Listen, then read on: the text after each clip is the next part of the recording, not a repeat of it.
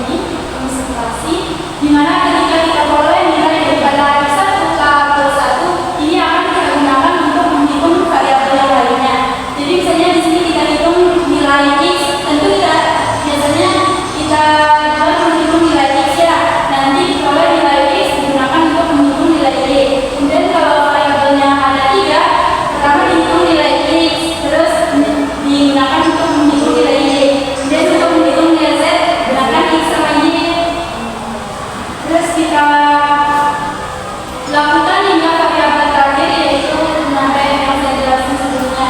Kemudian kita hitung errornya dengan fungsi yang saya jelaskan tadi sampai dengan dia kalau errornya sudah kurang dari toleransi error yang diberikan di soal, maka iterasinya berhenti sampai di situ. Kemudian kita hentikan iterasi jika yang pertama solusi sudah memenuhi toleransi error atau jumlah iterasi maksimum telah tercapai. Kemudian output untuk solusi tampilan hasil akhirnya akan seperti ini, solusi akhirnya. Untuk lebih jelasnya, untuk memperkuat pemahaman teman-teman, kita akan coba untuk langsung aplikasikan ke contoh soal dan penyelesaiannya.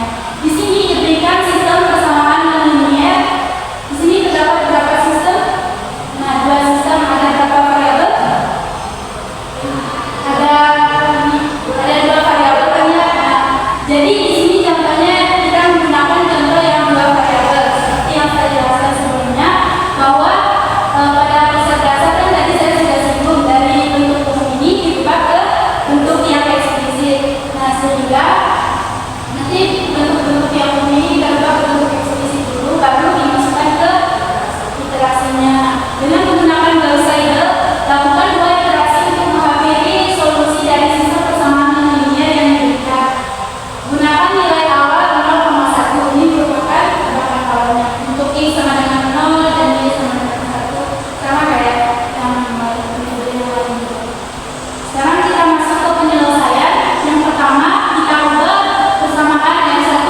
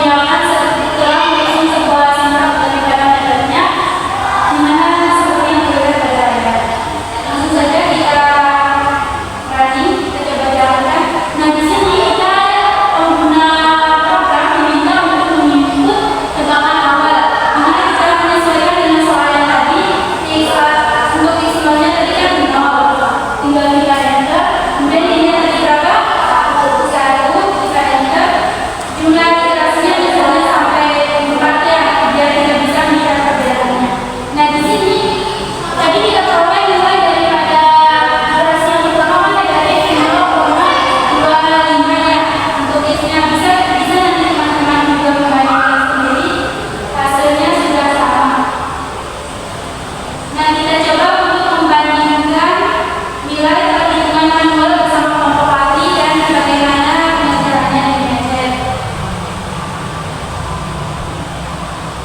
Nah, di sini dapat kita lihat untuk X-nya kan negatif 0,25, Y-nya negatif 0,92 dan juga.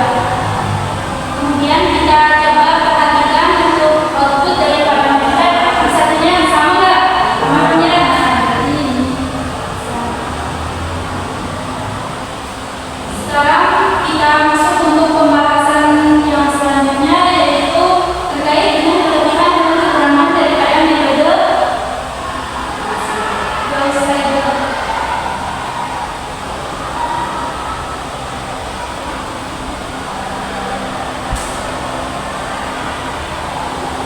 Nah, di sini kita mulai dengan yang pertama, yaitu kita akan melihat apa saja sih kelebihan daripada metode Gauss-Seidel.